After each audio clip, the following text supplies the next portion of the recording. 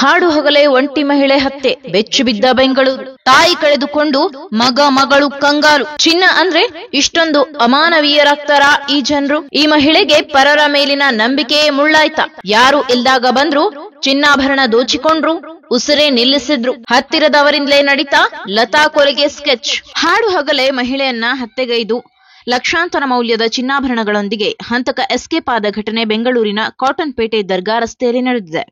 40 ವರ್ಷದ ಲತಾ ಕೊಲೆಯಾದ ಮಹಿಳೆ. ಲತಾ ಪತಿ ಹೋಲ್ಸೇಲ್ ಬಟ್ಟೆ ವ್ಯಾಪಾರಿಯಾಗಿ ಕೆಲಸ ಮಾಡುತ್ತಿದ್ದರು.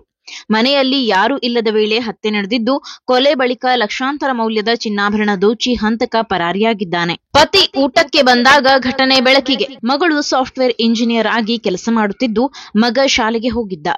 ಮನೆಯಲ್ಲಿ ಲತಾ ಒಬ್ಬಳ ಇದ್ದ ವೇಳೆ ಕೊಲೆ ನಡೆದಿದೆ. ಮಧ್ಯಾಹ್ನ ಪತಿ ಪ್ರಕಾಶ್ ಮನೆಗೆ ಬಂದ ವೇಳೆ ಕೊಲೆಯಾಗಿರೋದು ಬೆಳಕಿಗೆ ಬಂದಿದೆ. ಮಗಳ ಮದುವೆಗೆ ಎಂದು ಲತಾ ಕುಟುಂಬ ಹಂತ ಹಂತವಾಗಿ ಚಿನ್ನಾಭರಣ ಖರೀದಿ ಮಾಡಿತ್ತು. ಕೊಲೆ ಬಳಿಕ ಹಂತಕ ಈ ಚಿನ್ನಾಭರಣ ಸಹಿತ ಅಲ್ಲಿಂದ ಕಾಲ್ಕಿತ್ತಿದ್ದಾನೆ. ಬೀದರ್ ಮೂಲದ ಲತಾ ಪ್ರಕಾಶ್ ಉಸಿರುಗಟ್ಟಿಸಿ ಕೊಲೆ ಮಾಡಿರುವ ಶಂಕೆ ವ್ಯಕ್ತವಾಗಿದೆ. ಕಾಟನ್ ಪೇಟೆ ಪೊಲೀಸರು ಸ್ಥಳಕ್ಕೆ ಭೇಟಿ ನೀಡಿ ಪರಿಶೀಲನೆ ನಡೆಸಿದ್ದಾರೆ. ಕಾಟನ್ ಪೇಟೆ ಪೊಲೀಸ್ ಠಾಣಾ ವ್ಯಾಪ್ತಿಯಲ್ಲಿ ಈ ಘಟನೆ ನಡೆದಿದೆ. ಇನ್ನು ಮೂಲತಃ ಬೀದರ್ ಜಿಲ್ಲೆಯ ಪ್ರಕಾಶ್ ಪತ್ನಿ ಮತ್ತು ಮಕ್ಕಳೊಂದಿಗೆ ಹಲವು ವರ್ಷಗಳಿಂದ ನಗರದಲ್ಲಿ ವಾಸವಾಗಿದ್ದರು. ಅವರ ಹಿರಿಯ ಮಗಳು ಖಾಸಗಿ ಕಂಪನಿಯಲ್ಲಿ ಉದ್ಯೋಗಿಯಾಗಿದ್ದಾರೆ. ಮಗ SSLC ಓದುತ್ತಿದ್ದಾನೆ. ಮಗಳ ಮದುವೆಗಾಗಿ ಹಣ ಹೊಂದಿಸಿಟ್ಟಿದ್ದ ನತದೃಷ್ಟ ದಂಪತಿ. ಉಪ್ಪಾರಪೇಟೆಯಲ್ಲಿ ಬಟ್ಟೆ ಅಂಗಡಿ ಇಟ್ಟುಕೊಂಡಿರುವ ಪ್ರಕಾಶ್ ಪ್ರತಿನಿತ್ಯದಂತೆ ಬೆಳಿಗ್ಗೆ ಅಂಗಡಿಗೆ ಹೋಗಿದ್ದರು. ಅವರ ಮಗಳು ಕೆಲಸಕ್ಕೆ ಹಾಗೂ ಮಗ ಶಾಲೆಗೆ ಹೋಗಿದ್ದ. ಹೀಗಾಗಿ ಲತಾ ಒಬ್ಬರೇ ಮನೆಯಲ್ಲಿ ಇದ್ದರು. ಈ ಸಂದರ್ಭ ನೋಡಿಕೊಂಡು ಮನೆಗೆ ನುಗ್ಗಿರುವ ದುಷ್ಕರ್ಮಿಗಳು ಲತಾ ಅವರ ಕತ್ತು ಹಿಸುಕಿ ಉಸಿರುಗಟ್ಟಿಸಿ ಕೊಲೆ ಮಾಡಿದ್ದಾರೆ. ಲತಾ ದಂಪತಿಯು ತಮ್ಮ ಮಗಳ ಮದುವೆಗಾಗಿ ಚಿನ್ನಾಭರಣ ಖರೀದಿಸಿ ಮನೆಯಲ್ಲಿ ಇಟ್ಟುಕೊಂಡಿದ್ದರು. ಅಲ್ಲದೆ ಮದುವೆ ಖರ್ಚಿಗಾಗಿ ಸುಮಾರು 2 ಲಕ್ಷ ರೂಪಾಯಿ ಹಣವನ್ನು ಹೊಂದಿಸಿದ್ದರು. ಹಂತಕರು ಲತಾ ಅವರನ್ನ ಕೊಂದ ಬಳಿಕ ಆ ಆಭರಣ ಹಾಗೂ ಹಣ ದೋಚಿ ಪರಾರಿಯಾಗಿದ್ದಾರೆ.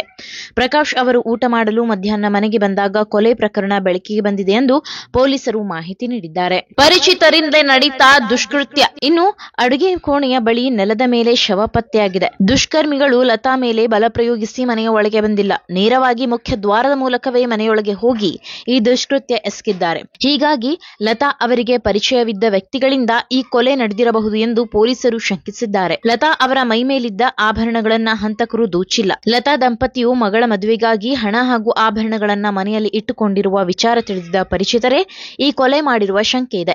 ಆರೋಪಿಗಳ ಸುಳಿವು ಸಿಕ್ಕಿದ್ದು ಸದ್ಯದಲ್ಲೇ ಅವರನ್ನ ಬಂಧಿಸುತ್ತೇವೆ ಎಂದು ಪೊಲೀಸರು ವಿಶ್ವಾಸ ವ್ಯಕ್ತಪಡಿಸಿದ್ದಾರೆ. ಇನ್ನು ಯಾರೇ ತಂದೆ ತಾಯಿಗಳಾಗಲಿ ತಮ್ಮ ಮಕ್ಕಳ ಮದುವೆ ಅಂದ್ರೆ ಎಲ್ಲಿಲ್ಲದ ಸಂತೋಷ ಇರುತ್ತದೆ. ಅದರಲ್ಲೂ ಈ ಮಗಳ ಮದುವೆ ವಿಚಾರ ಬಂದಾಗ ಅವರ ಸಂತೋಷಕ್ಕೆ ಪಾರವೇ ಇರೋದಿಲ್ಲ. ಹೀಗಿರುವಾಗ ಕಷ್ಟಪಟ್ಟು ದುಡಿದು ಮಗಳ ಮದುವೆಯನ್ನ ಖುಷಿಯಾಗಿ ಮಾಡಬೇಕು ಅಂತ ಅಂದುಕೊಂಡಿದ್ದ ಲತಾ ಹಾಗೂ ಪ್ರಕಾಶ್ ದಂಪತಿ ಬಾಳಲ್ಲಿ ಕರಾಳ ಘಟನೆಯೇ ನಡೆದು ಹೋಗಿದೆ. ಒಂದೆಡೆ ತಾಯಿಯ ಕಣ್ಣೆದುರಲ್ಲೇ ತಾಳಿ ಕಟ್ಟಿಸಿಕೊಳ್ಳಬೇಕೆಂಬ ಆಸೆಯಲ್ಲಿದ್ದ ಮಗಳು, ಅಮ್ಮನೊಂದಿಗೆ ಸಂತಸದಿಂದ ಇರಬೇಕೆಂದಿದ್ದ ಮಗ ಹಾಗೂ ಗಂಡ ಹೆಂಡತಿ ಸೇರಿ ಅದ್ಧೂರಿಯಾಗಿ ಮಗಳ ಮದುವೆ ಮಾಡಬೇಕೆಂದು ಕನಸಿ ಕಟ್ಟಿಕೊಂಡಿದ್ದ ಗಂಡ ಪ್ರಕಾಶ್ ಎಲ್ಲರಿಗೂ ಲತಾ ಸಾವು ದಿಗ್ಭ್ರಮೆ ಮೂಡಿಸಿದಂತಾಗಿದೆ.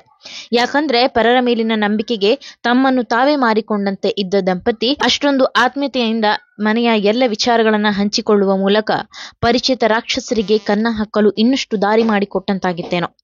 ಲತಾ ಅವರ ಪ್ರತಿಯೊಂದು ಚಲನವಲನಗಳು ಹಾಗೂ ಅವರ ಮಾತುಗಳನ್ನ ಆಲಿಸಿದ್ದ ದ್ರೋಹಿಗಳು ಕೇವಲ ಚಿನ್ನಾಭರಣದ ಆಸೆಗಾಗಿ ಅವರ ಜೀವವನ್ನೇ ಬಲಿ ಪಡೆದಿರುವುದು ನಿಜಕ್ಕೂ ದುರಂತವೇ ಸರಿ. ದಿನಗಳೆದಂತೆ ಮನುಷ್ಯರ ಮನಸ್ಥಿತಿಗಳು ಬದಲಾಗುತ್ತಿದ್ದು, ಈ ಘಟನೆಯಿಂದ ಎಚ್ಚೆತ್ತು ನಾವು ಸಹ ನಮ್ಮ ಜೀವನದಲ್ಲಿ ಯಾರನ್ನು ನಂಬಬೇಕಾದರೆ 1000 ಬಾರಿ ಯೋಚಿಸಬೇಕಾದ ಅನಿವಾರ್ಯತೆ ಬಂದಿದೆ ಎನ್ನುವುದನ್ನ ಮರೆಯಬಾರದು. ಈ ಮಾಹಿತಿ ನಿಮ್ಗೆ ಇಷ್ಟವಾಗಿದ್ದಲ್ಲಿ ಈ ಬಗ್ಗೆ ಕಮೆಂಟ್ ಮಾಡಿ, ವಿಡಿಯೋನ ಲೈಕ್ ಮಾಡಿ, ಶೇರ್ ಮಾಡಿ, ನಮ್ಮ ಚಾನೆಲ್ ನ ಸಬ್ಸ್ಕ್ರೈಬ್ ಮಾಡದಿದ್ದಲ್ಲಿ ಬೇಗ ಸಬ್ಸ್ಕ್ರೈಬ್ ಮಾಡಿ. ಧನ್ಯವಾದ. ಬೆಂಗಳೂರಿನ ಸಮಗ್ರ ಸುದ್ದಿಗಾಗಿ ನೋಡಿ ಕರ್ನಾಟಕ ಟಿವಿ ಬೆಂಗಳೂರು.